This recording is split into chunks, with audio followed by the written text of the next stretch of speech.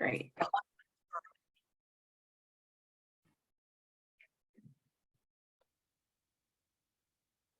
All right, good afternoon, everyone. Thank you so much for joining us today for our last session of the day about how to make your resume stand out. With us today, I am very pleased to have some industry experts. We have Erin Kennedy, and we also have Ife Olare and Yvette Herrera-Greer. So I'm just gonna let everyone introduce themselves, and then from there, we will go in and have some conversations about, how students can really make sure that they are polishing up their resume so that they are showing themselves to be good candidates. So if you want to start, Erin. Sure, great. Thank you, Olivia. Hi, everyone. Thank you for having me join today. My name is Erin Kennedy. I'm a recruiting manager with Analysis Group. AG is a global economic and health economics or health care analytics consulting firm. And I work on the healthcare recruiting team, and we're responsible for hiring consultants into our HUR, epidemiology, and market access practice area. Our headquarters is in Boston, Massachusetts, but again, we're a global company throughout the world with various offices and various practice areas, and I'm excited to be here.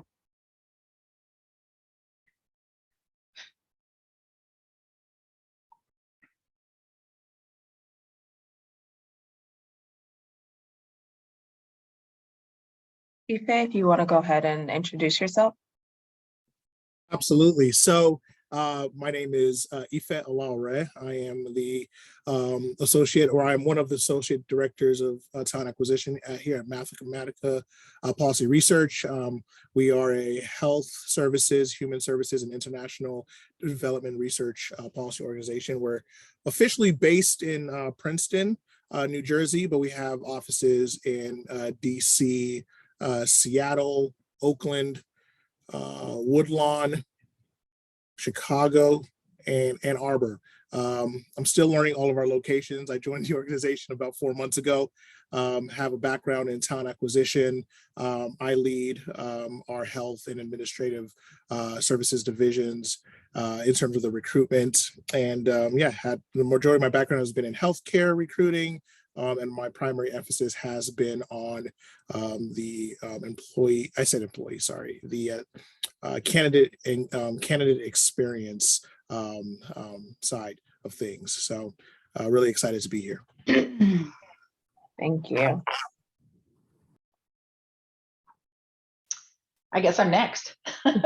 Hi, everybody. I'm Yvette Herrera-Greer. I work for PATH. PATH's an NGO. We're a nonprofit improving public health around the world. We are in 20 countries regionally. We have offices in 20 countries, although we work in 70 plus countries around the world. We are very cross-disciplinary, so we work across many different disease and areas. We work in also, digital health.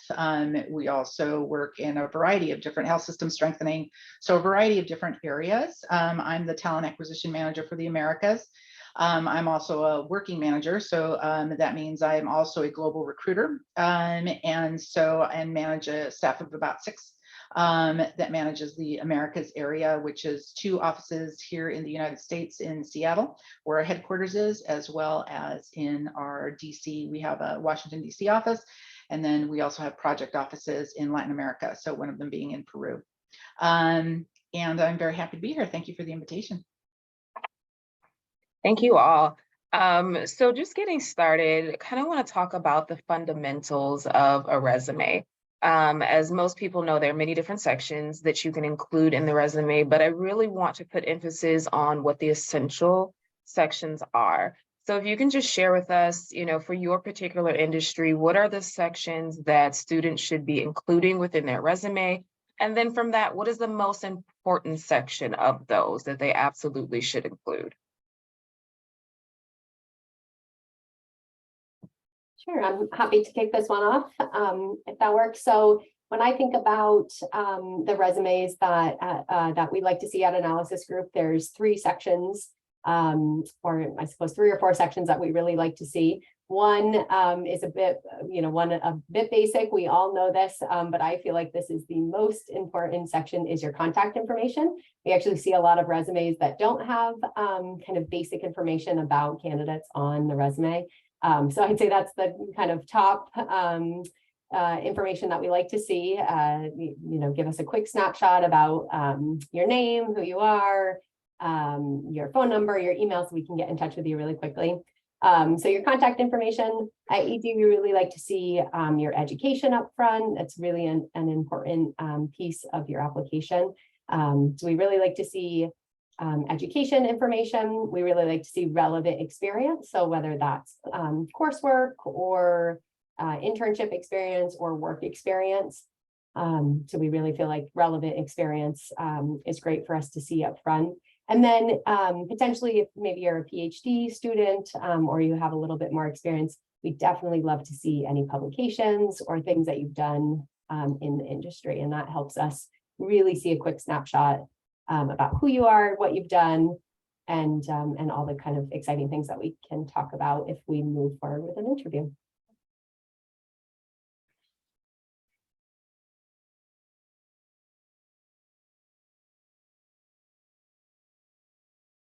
I can respond as well. And I think Aaron, you've done a great service to all of us. I think you pretty much got it completely. I think along what you just said is, I think in my space, we like to see clarity as to where you'd like to go. I am currently going through one of our health service researcher positions, and I have 200 resumes to review. And what I've found is that a lot of individuals are on their resumes forgetting to talk about their areas of emphasis or their areas of interest, or at least aligning, whether it's I'm not necessarily inclined to say that you need an objective statement, but at least tailoring the position so that I can understand whether you're interested in, whether it's our human services side versus our health services or global policy side of things. So clarity as to what you want to do in the form of a tailoring of your previous past positions is extremely helpful. Thank you for that. So I actually have a follow-up question, Aaron. You mentioned something that I think has become much debate with the idea of contact information. So is it necessary for people to have, specifically for students, to have their full address on there, or even just the city and state for their contact information? That's a great question. That's a great clarifying question. For me, and I think I suppose speaking for AG and maybe in general, I think when I say contact information, really just easy access to your phone number and your email address so we can get in touch with you. For AG in particular, and maybe my fellow panel members too, one thing that is important or something that helps us as we're going through applications and resumes is to understand if you have a preference of the geographic location of where you want to go. We're all global companies. We're hiring for various offices. So that piece of information is really helpful if we can kind of see that clearly. And for AG, that's a question on the application. So we want to know that information. But really, when I say contact info, I think it's easy access to your email and your phone number. And my personal opinion is definitely okay to not have kind of your city or your personal address on there for sure. Thank you. I'm just going to chime in real quick, Olivia, on that, because so coming from an NGO standpoint, you're going to be coming into, you don't necessarily have to have it on your CV, but you will be entering into our candidate database. So every application, because we are audited and because we have to comply, we have certain compliance issues being a donor-based organization, you have to come into our system and you will have to put down your address, your full address into our system. That's a necessary requirement. Okay. And you're specifically referring to like inside like an online application? The ATS system, yes, your online application, yes. Okay. Right. Okay. So you don't need it on your CV, but you do need it in there. Okay, perfect. And if I could quickly, Olivia, I don't want to hold up too much time. I personally, in my experience, and we encourage all of our candidates on this, and if we see it, I actually encourage students to not have their personal addresses on there. You know, I know we're going to get to a question about do's and don'ts on resumes. And I think in 2023, you know, I actually advise candidates to, if they have it, that they should remove it, because I mean, people's resumes are being passed. You don't know where it's going. You don't know who has access to it. And I mean, I think outside of, you know, the city and state, either where you are or some sort of indication that you're willing to relocate or willing to, you know, work, you know, in a hybrid situation, there is the risk of opening yourself up to some malicious intent in the recruiting and even in the general world as it is to have your, you know, having your personal address out there like that. I mean, we're not sending anybody any mail in, you know, anything in the mail. It's always email and usually a cold call, sometimes on using your phone number. But, you know, as Yvette, you know, indicated, most applicant tracking systems will ask for, you know, an address or a full address. And I mean, that's private to us. If that gets leaked, that's a bigger issue than necessarily your resume just getting out somewhere. But for your resume itself, I would advise, unless it's specifically requested by a specific recruiter for a specific role, leave your personal address off of your resume. Thank you. Thank you all for clarifying that. I was actually going to echo that sentiment about the ATS systems being a lot more secure. So thank you both for mentioning that. Okay, so going to our next question, how can students make their resume stand out for your industry in particular? Are there key things that you look for? And if so, what does that look like for you? I'm going to kick this one off. So I'm going to say something that's going to be wildly unpopular in that for us, we're really looking for your resume to showcase the things that when you have to look at job descriptions and resumes sort of at the same time. And so because those go hand in hand, really, when we recruit for a position, and I'm just speaking for my own, in our world, when you're recruiting for a specific position at Path, we work very closely with our hiring managers to make sure that the job description is actually what is needed for that particular job, so that we don't just hand out a template. We really go over it. And so the things that are on there are things that are really being looked for by that hiring manager. And so it's really important for you to the extent that you can, is to sort of sculpt your resume in a way to make it more relevant to that particular job. So I think you really have to look at those two things, sort of like a recipe and a dish, right? You're looking at two things that are really connected. And so that for us is how you stand out, right? Is how applicable your CV is to the things that we are really looking for. So that's what I have to say on that one. Thank you. I love that analogy, recipe and dish. Definitely gonna have to use that when I'm meeting with students. But I think that captures it perfectly, because if you are trying to craft something, you know, and you want to follow the instructions that are there as much as you possibly can. And so that's what that position description is. A lot of times we in the career office like to share with students that it's like a roadmap for the position that you're looking for as far as creating your resume. So thank you for highlighting that. Any other thoughts to that? I'll just add to that, that you really want to, you know, as a candidate, you want to make sure you've read through the entire job description all the way to the bottom on ours. You know, oftentimes we ask for cover letters. We're not going to talk about that right now, or maybe you do want to talk about it, but we definitely have opinions, you know, certainly at Path about cover letters, and certainly in the NGO world. And so a lot of times we ask for a cover letter, it's in the requirements. And so what you need to understand sort of as a candidate is that, you know, you're being assessed through the process. And so your ability to pay that kind of level of attention to detail, to be able to follow sort of an instruction, is telling us something about you already. So I just want to talk about that, which are, you know, kind of unpopular things to talk about, but they're the reality of what happens when you're in assessment. Absolutely. And that's what we're here for. So thank you for bringing it up. It is definitely the unpopular or the kind of tough discussions that I think students would really appreciate hearing because they, are looking to make themselves kind of stand above the rest. So thank you for that. Any other thoughts to this question? Any key things looking for when it comes to research or consulting? I know earlier it was mentioned in a presentation about having just a one-page resume for consulting. With that, of course, the page limit for some students, they feel limited in what they can include. So is there something in particular that will really make them stand out with that one page that they have, Erin?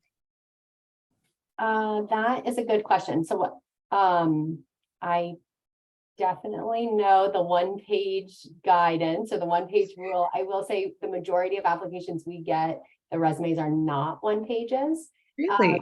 Yes, and maybe we're approaching this incorrectly. And I would say actually, though, I'll clarify that answer of depending on the role that we're recruiting for. So at EG, we have an analyst role, which is our role where a lot of recent bachelor candidates and master's candidates apply for. And then we have our associate role, which is where a lot of our people with work experience or PhD students apply for, and that's maybe where we see the difference. So in the analyst role, you might not have a ton of work experience, you might not have enough to put on one page. And I'd say that is maybe how you can make your resume stand out using one page, though, to echo what we said earlier, to be really concise and to be really relevant what you put on that page. So kind of regardless of how long your resume is, I think it's really important to just include what you want the employer to see, but what's really relevant to that employer and what's really relevant to that role. So that could help shorten it down. You could have different versions of your resume depending on the different roles that you're applying for. So again, we want to see kind of everything that makes up who you are and the experience that you've had. So I'm not a stickler for the one-page rule, but I would be a stickler for the concise and the relevant. So really put on there what is relevant to the job that you're applying for. Thank you. Okay, so moving on to the next question. For public health students who might have gaps in their resume, is this something that you all are really paying attention to as you're reviewing resumes? And if so, do you have any thoughts, any suggestions on how they might be able to address that to still show themselves as a quality candidate? May I jump in on that one? Absolutely. So I think this is a great question. And I think it's important to differentiate between your resume and your application. Your resume is a part of your application. And at Mathematica, typically when we're considering and reviewing candidates that are either recent graduates or still, in their programs, we're less concerned about the content of the resume in the sense of like how many years of experience you have in the workforce. And again, your program emphasis, what you're interested in doing and how much thought you've put into your application. We do, and I could get in trouble, so if my Mathematica colleagues see this, forgive me, we do still require cover letters for the majority of our positions. I absolutely can't stand cover letters, just from a general recruiting ethos. I don't know if that's the right word, but we do require it. And what I found is for individuals who may not have the most robust work history, cover letters are a great opportunity for you to shine. And what I mean by shine, I don't mean you going into ChatGPT and using AI to write some sort of computer-based cover letter, but I mean really talking about what you want to do, what you have done, and the correlation between those two. And so when you again look at it, typically we require a cover letter for new grads or individuals coming out of their programs recently. We require a cover letter, a resume, a writing sample, and typically 1 or 2 letters of reference, because we pay pretty well for these. You just finished your master's program or your PhD program, and we just want to see that the lack of work experience is sort of held up by a foundation of good intentions, a strong academic, profile, and a willingness to say, hey, this is what I'm willing to do, and this is how I want to do it. So I would say, again, the gaps in your resume as a student or as someone who's just finishing an academic program is not a major concern for me, because the assumption is you've been in the academic world, getting your program done. But again, your time to shine is in these cover letters, or taking the extra step to do the research, finding either the hiring manager or the recruiter handling the position, and creating a conversational experience where you can explain, hey, this is who I am and this is what I want to do. Did that make sense? Totally. Yes, it definitely makes sense. And I'm glad that you said it. We, share that out as well with students, but I think it's really important just to hear from you all as recruiters that, the things that they are doing are going to really resonate. And I think that we may end up on this cover letter topic after all at some point. So maybe after the prepared questions, we can kind of get into it a little bit. Any other thoughts on this question at all? I'd There's a love to talk question in the about chat. cover letters. But you open the door. But to address this question here about gaps is, I would say, gaps are not troubling to me when you don't explain a gap. You don't want to leave any questions in my mind as a recruiter as I'm looking at your CV. We're just moving too quickly for that. So if you have a gap in your resume, because oftentimes I run into gaps, and especially with these years of COVID behind us, we are going to have lots of resumes with gaps in them because people have been a caretaker or otherwise been involved in the fight against COVID. And so I'm not troubled by gaps, but what I'd like to see is if someone's or parental leave, taking care of elders, there's lots of reasons why people have gaps in their resume, not just education, but other reasons as well. And so, I have, if you would just address it in your resume and say, because we do use chronological, resumes, and if there's a gap in time, we're naturally curious about, well, what were you doing during that time? If somebody addresses it by saying, I was, engaged in care, I was a main caretaker or something along those lines, we completely understand that, and we certainly wouldn't be asking you any questions about that, but it would alleviate the question that automatically is going to come into my mind about what happened, what was occurring in that time period. Thank you so much for that. I want to kind of throw out a question that came in from the chat, just so that everyone can hear the question and the response. Caroline asked, what about candidates that are changing career paths? And the answer is, cover letters are great opportunities to highlight the thought process behind the career transition. Thank you so much for that. All right, moving on to question 4. So how do you suggest students demonstrate their public health training on the resume? Is coursework a really good route to kind of do that? So we talked a little bit on this when we were talking about the education section. And I know sometimes people will kind of elaborate more on their training in many different ways in the cover letter. But in the resume, how exactly do you get that across? I can start this one off. We definitely like to see people's trainings and maybe coursework that you were either particularly interested in or that you, again, feel relevant to the role that you're applying for.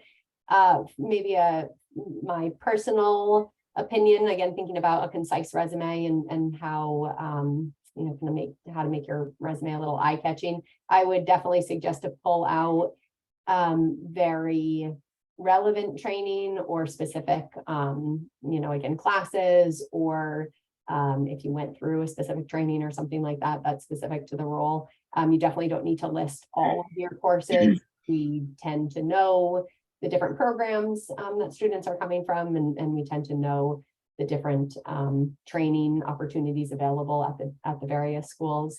So that's kind of my personal opinion of, again, keep it relevant, keep it concise, but you can be, you can demonstrate for sure the trainings that you have, whether it's in the classroom or outside.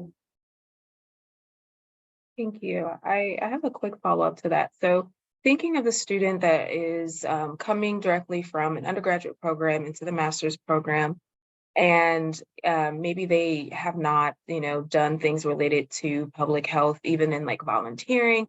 When it comes to including that on the resume, is it beneficial to write like the actual course out and maybe some of the things that they did in that traditional resume format?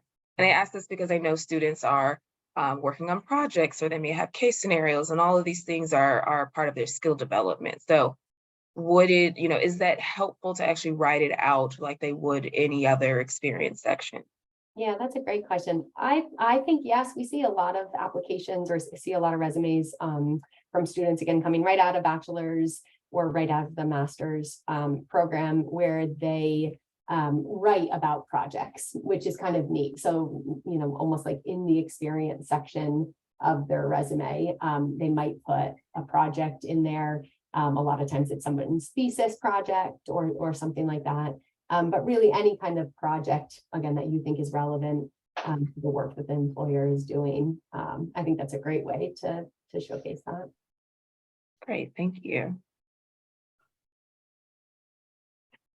So I just kind of want to toss it over to see what that looks like for you, Yvette, as a not NGO, when students are looking to articulate some of their public health training, but maybe it's not the professional paid experience. Would you kind of echo the same sentiments as Erin, or does that look differently as an NGO? It looks a little different. I don't think we're as, I don't think coursework is necessarily something we're that interested in. I'd be more interested in what does your practicum consist of? Maybe you want to write a little more in your resume about your practicum, what you did, who you collaborated with, how big the organization was that you worked in, something along those lines. Again, internships, same kind of thing, not just that you did something, but how you did it. Sometimes it's about, I worked with 3 different countries, or, I worked in, I worked on a team of, 6 other people, my scope of work was, this particular, piece. If you've had administrative pieces that came into play at some point, or you had other jobs that were administrative in nature while you were going to school, include those. Because some of our, again, we're very cross-disciplinary as an organization. We do have roles that are along the administrative line, administrative, program assistants, senior program assistants, not necessarily right for a master's level, but certainly undergraduate. But at the master's level, usually you're looking at a program associate level type of role. And so if you've had specific, for instance, it's a very data intensive kind of associate role, and you've had specific training specific to working in R, or that kind of thing, which you want, or in data collection, data cleaning as part of your practicum, then you want to include those things. You want to talk about those things, right? Thank you. Thank you for bringing that up. I definitely think that's something that a lot of students can resonate with, because it is a requirement of some of the programs to have a practicum opportunity. So thank you for sharing that lens. Ife, I have a question for you when it comes to research, and for those students who are interested in that and maybe not have as much experience as a researcher. Maybe, they didn't get the opportunity to be a research assistant while they were in the program. What does that look like for you all at Mathematica, and kind of conveying their skill sets from their academic training? It's a great question, and I'm really glad Erin and Yvette have both kind of touched on it. And that is, for us, it's less important to have a detailed, coursework section. We know what you're doing. Let me back up. That's not to minimize what you're doing, but we understand that you are in school. We understand that you are taking the academic timeline, as it were, as it relates to your career. And so, again, for us, when we look at our research positions, the biggest thing, one of the more important aspects of our consideration is going to be that writing sample or your research paper, or we call it, there's the job market paper that you can do, or a section of a larger study that you wrote on. And so being able to see your ability to write, your ability to analyze the data, and your willingness again to learn, along with, and this is the most important thing, your area of interest. One of the things that I run into right now that is deeply frustrating, in a way that is just creating more work for me, is I have a candidate that applies to a international development position, a health services position, and a human services position. Each one of those areas are dramatically different from each other in our world. And so when I see that, and then I look at their job market paper and I look at their writing samples and kind of their background, it's like, I don't know what you want to do. And so I have to now take the extra step, which is fine because I love interacting with candidates, but I do have to take the extra step of reaching out and saying, hey, which one? Not that you can't be considered for others in the future, but which one do you want to focus on now? And so, again, I would say, having a strong writing sample to include as part of your application is going to help you be noticed. Again, like I said, I'm going through 200 applications right now, and I'm looking at their cover letters and the titles of their job market papers. And that's kind of really what's helping me kind of go through and create my list of, individuals who are making it to the next step. Thank you. I appreciate that. Even just kind of allowing us into your process a little bit, but also for students to, recognize that is something that recruiters are looking at, and specifically because students do have varying interests sometimes, and maybe they, do want to pursue different types of roles. And I don't know that every recruiter would reach out and ask them what their focus is. So it is kind of good to know that they should be putting that out there and being pretty upfront with it. So thank you. Okay, so moving on to our last question that I've prepared. What are some recommended do's and don'ts for resumes? I'm really excited about this one. I can see it. I see you're like itching to answer. Listen, okay. So I'm going to start with a major, and by the way, I have to, let me put a disclaimer. This is going to be very perspective based. If you ask 10 recruiters what they think, you're going to get 10 different answers. Okay. So just please take it with all of the grains of salt, but I can tell you that arguably what I'm about to tell you is the most important out of all of them. Disregard everything else you hear. I'm kidding. Leave your GPA off of your resume. So for me, what I tell candidates when I'm doing one-on-one consultations or just helping them get ready to go into the workforce, right, is unless you got a 4.1 GPA on a 4-point scale, leave it off. Because for me, it is a distraction. And what I mean by a distraction, yes, academic performance is absolutely important, but in the professional world, unless you're doing a very focused or highly specific, medical, professional sort of fellowship type thing, I don't care. Did you get your degree? Yes. Did you finish your program? Yes. Is your area of focus aligned with the position that you're trying to apply for? Yes. Awesome. Because I will tell you full transparency, and this is going to shock everyone here, I graduated with my undergrad with a 2.56 GPA. I know, wow, how did I get a job, right? But, the problem was it was my first year of college. I didn't care about school, and it's really hard to pull yourself up from a 1.4 GPA to anything, impressive after the fact. And so for me, typically I say, if you got your degree and it was conferred and you received it and you're now on the job market, your GPA for me and for a lot of recruiters that I work with is just a distraction.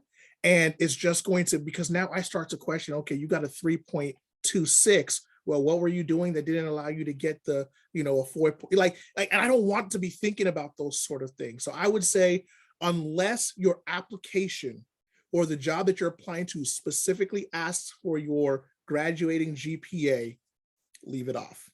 That's my thing. Thank you. Thank you. I appreciate that perspective, and especially the relatability of it. I'm sure we have other individuals who maybe have not gotten, the highest GPA. But as you said, if you have the degree, if it's conferred, if you've developed the skill sets, then definitely kind of put that at the forefront. Any other ones?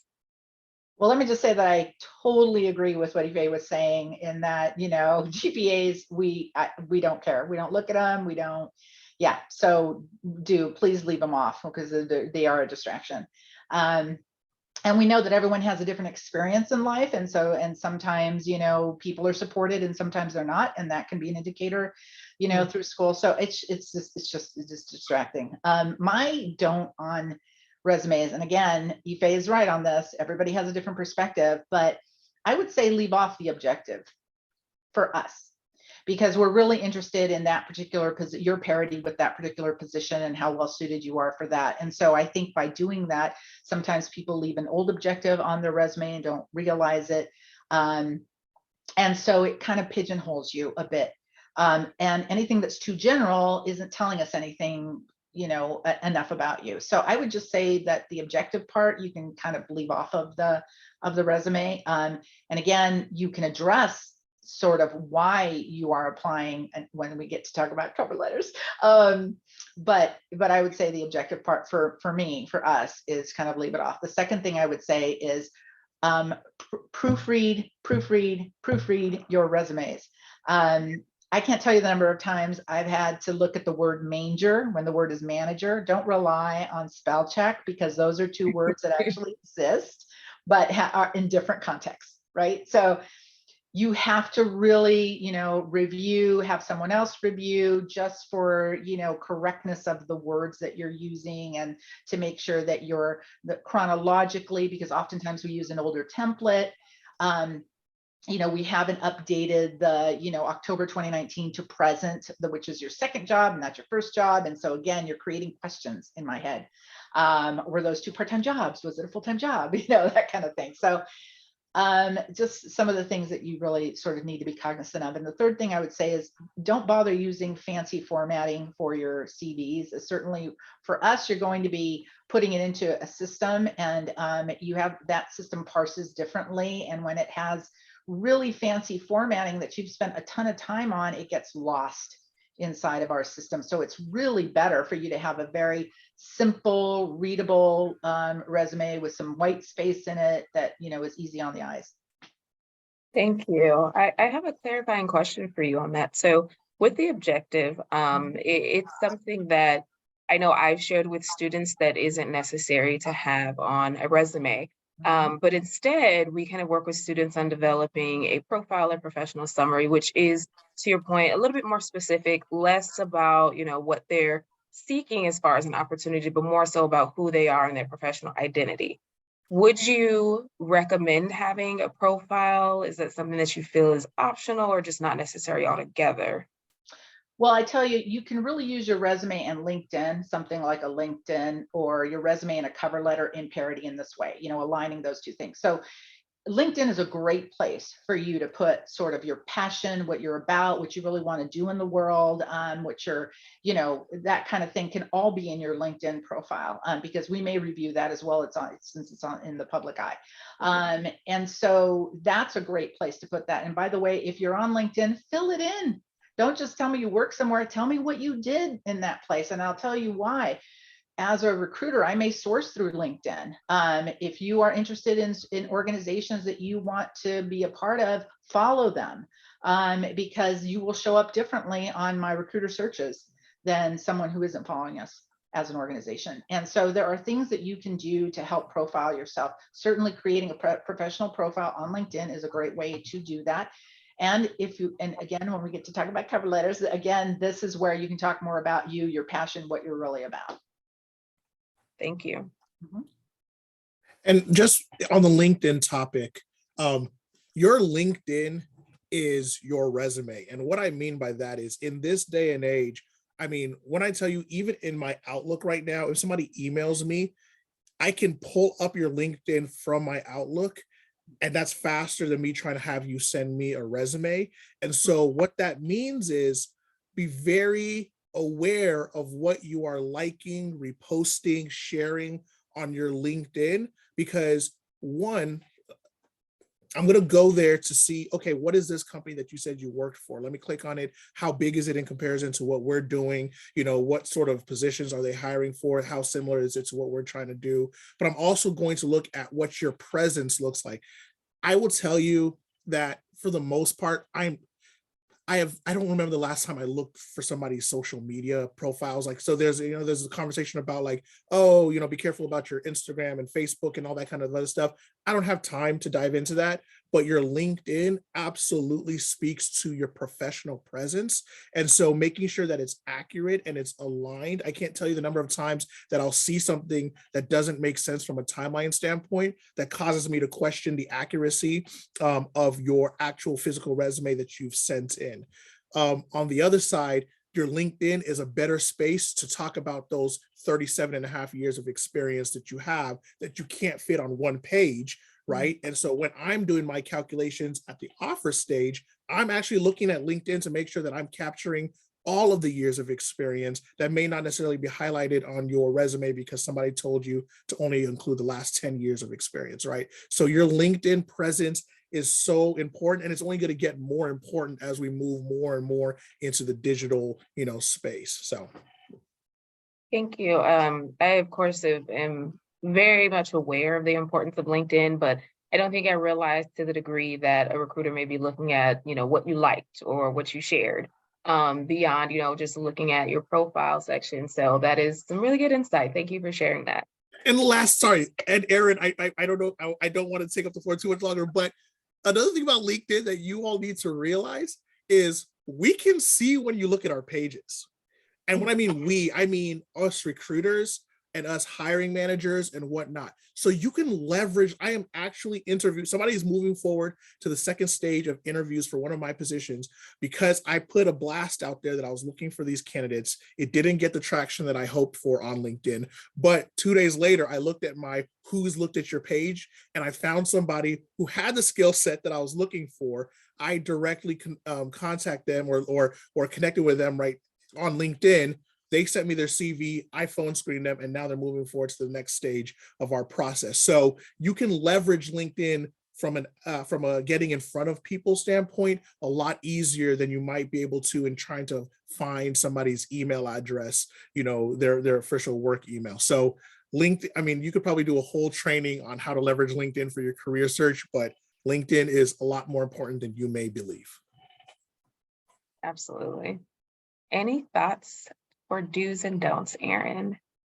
I love everything that has been said. I support all of it. I think it's great. I'll maybe echo the proofreading. And again, I know we're not talking about cover letters, but I did write down I did make a note about cover letters or in the objective statement of ensuring you're submitting the right application to the right company. I can tell you so many times we've said no to amazing looking candidates because they put the wrong company on there. It happens to everyone. It takes 2 seconds to triple check.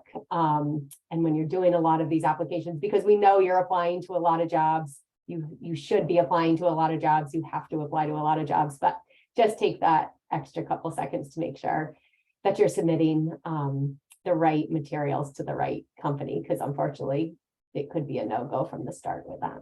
So that's my big no.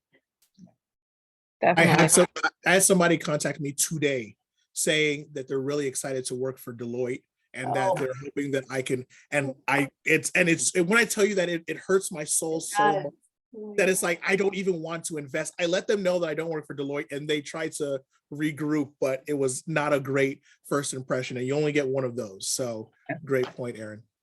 Absolutely. And it's also that attention to detail. To your point, Aaron, of course, individuals are going to be applying to a lot of different opportunities. But usually in like a cover letter, you really only need to mention the company a couple times. So just looking for those, few areas and making sure that you are really focusing in is essential. So any other recommendations that you can think of, things that you think are like absolute no's when you see them, that you think might be beneficial to the students? I did a little bit of research on the sort of the student population at Johns Hopkins. And I think something that I would love to just kind of point out, especially for students who may be international students, or if they transferred in or they came from, another country, outside of the United States, it is very common and encouraged to include a lot of your biometric data, your age, your house, your family size, whether you're married or not, and these sort of things, your birth date. Please, in this context, leave that off. It opens yourself up to potentially being discriminated against. I mean, we don't do that. I know for a fact, these other two great individuals on the call with me wouldn't be doing that. But, it is something that might seem common outside of the United States. Don't do that in this context. It could set you up the wrong way. In addition to that, and similarly along those lines, unless you're applying for a news anchor type role, leave a I don't need a headshot on your resume itself. Again, LinkedIn is a little bit of a different conversation because it's a social profile, but for your actual application, you don't need to have a headshot, and I would encourage you not to have a headshot, a picture of yourself on your resume. Again, we would hope that nobody would be discriminating against candidates because of appearances, but you open yourself up to that potentially if you do have that on there. But those are the only two things. And the reason why it's called out the international students piece is, again, because I know that's very common in countries outside of the United States, and that might not have been taught just yet. Absolutely. And also to Yvette's point about the fact that these are going through the ATS, is that it could get lost, right? With all the information or having a picture on there. And you really just want to make it as much as possible about your skill sets, your qualifications that are going to make you the best candidate for the job. So with that, I just want to thank you all for sharing the advice and, your thoughts on these different areas within resumes for your industry. I would love to open it up now to questions for the students that have them. I know we did have one come through in the chat during our conversation, so I'll go ahead and read that off. But if you have any other questions, feel free to put them in the chat or raise your hand, and then we'll call you out and you'll be able to come off mute and ask your question. So the first one here is, what is the best strategy to succeed in securing roles beyond entry level after an MPH program if you have extensive experience during and before the program, in addition to the MPH experiences?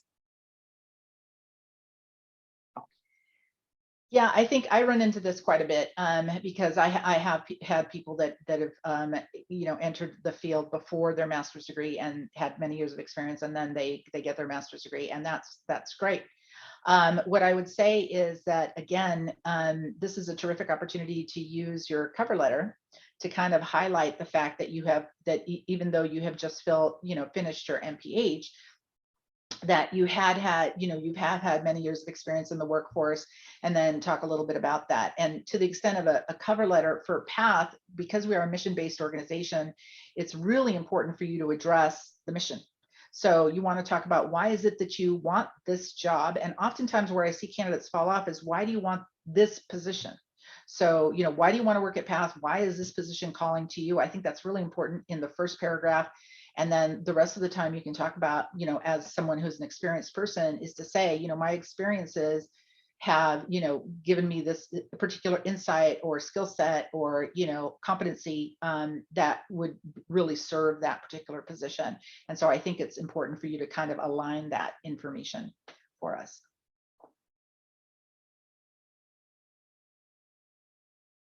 I would also say apply, right? If there's a position out there that is more than an entry-level position that you believe aligns with your experience, apply. I mean, I can't tell you the number of times that individuals have lamented the fact that they didn't get a job, and when I went into my ATS, they never applied to the position. Now, yes, it's harder to get into a mid-careerist or a senior level role if you're not a known entity within that organization. But I would also say that you need to be leveraging, again, the hiring managers, the recruitment teams through LinkedIn and other places, so that you can get in front of them so that they can even see this experience that you're talking about. as a recruiter and someone that manages recruiters, I will tell you right now, you will save anyone that you're talking to a lot of heartache if you say, I applied to this position and I would like to explore more about it. Not, hey, do you know of any positions that I could apply to, right? Help us in our time management by applying first and then reaching out so that we can get into the specifics of what you're trying to accomplish. I think most jobs, if not all jobs, should be highlighting the years of experience or years of relevant experience that we're looking for in these positions. And so if it matches, apply and then call it out. Typically where you'll find this to be the major issue or to be a major factor is at the offer stage when you're calculating years of experience. And if things aren't highlighted properly, either on your resume or LinkedIn or whatever, you want to make sure you call out the years of relevant experience. But it all starts with you taking the initiative and actually applying for the position that you want. Thank you.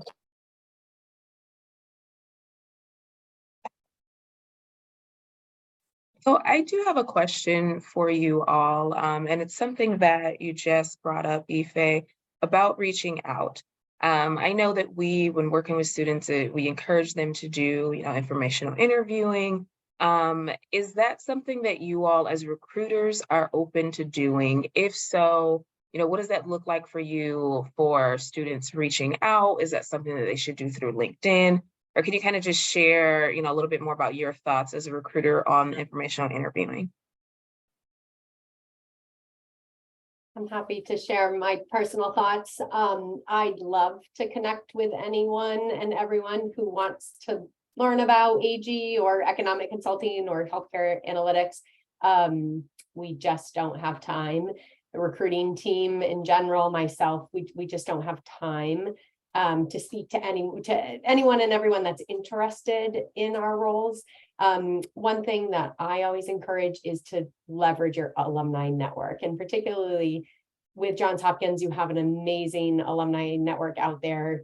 You have a lot of alumni who work at all of these companies and at the companies that you probably want to work for. So I encourage to really to leverage your alumni network, and whether that's through LinkedIn or the alumni network through how the school provides it, you will likely get a better response than if you email a recruiter or send a message on LinkedIn. Again, it's not that we don't want to talk to everyone. We just don't have enough hours in the day. So that's my personal advice of leverage the network that you have going to this incredible institution that you do, and the network that you have, and that you kind of automatically gain by being a student and an alumni of Johns Hopkins. Yeah, I think I would agree with Erin. I too love to talk to people, but am very time constricted. And so I think you also, by leveraging the activities you have through your own university. So, you have an upcoming career fair. PATH is going to be participating in that. Terrific time to talk to recruiters about opportunities at PATH, talk about PATH in general, what your curiosities are there. PATH also has outreach about once a quarter. We have something called a community coffee event. It's on a virtual platform. We talk about our work, what we do. You register for it. We send you follow-up information there as well. Those are great opportunities too to hear from just our staff and the incredible work that they do, the impact they make globally, and also, just about, our opportunities. So I would encourage you to keep your eyes open, because just like PATH, there's other organizations as well that do similar outreach events. So along those lines, and this is going to be a little bit of professional competition here. So I too enjoy talking to people. And I have the rare luxury of actually having capacity to talk to individuals. And so, I would say everything that was said is absolutely spot on. What you'll find is that most recruiters, and Erin, Yvette, please correct me if I'm wrong, though the optics might not be great, but most recruiters want to be connecting with candidates, right? We don't want to be dragging names back and forth in an ATS and just scanning through black and white documents on a computer screen. And so what you'll find is if you do reach out to a recruiter that enjoys what they do and has been doing it for some time, you will eventually get a response. Now, the caveat is that eventually, right? And so, I mean, it doesn't hurt to reach out. I don't think anyone is telling you not to reach out, but you will have, as they both said, more success at the career fairs, having, reaching out to your alumni network, getting a referral from an internal, somebody from your school or that works in the organization now and is getting your name on the internal system so that, we're reaching out to you. So you can reach out to me. I will respond. Now, if you ask me this in about a month when we kick off some of our heavy recruiting, my response will be exactly what Yvette and Aaron said. But again, I think it's leveraging that global network to really get your name in front of the right people. Thank you. So on that note, we are going to conclude our session for today. If you do have more questions, please do, feel free to reach out. We'll try to communicate them as best as we can. Or if you just have questions for us in the career office, you absolutely can reach out to us. I want to thank the three of you so much for your time, for the laughs, for your transparent answers, and of course, for the advice that you gave. We will make sure that this recording will be available to everyone. And again, thank you, and you all have an amazing rest of your day. Thank you for the invitation. It was a pleasure. Of course. This was awesome. Bye. Bye, everybody.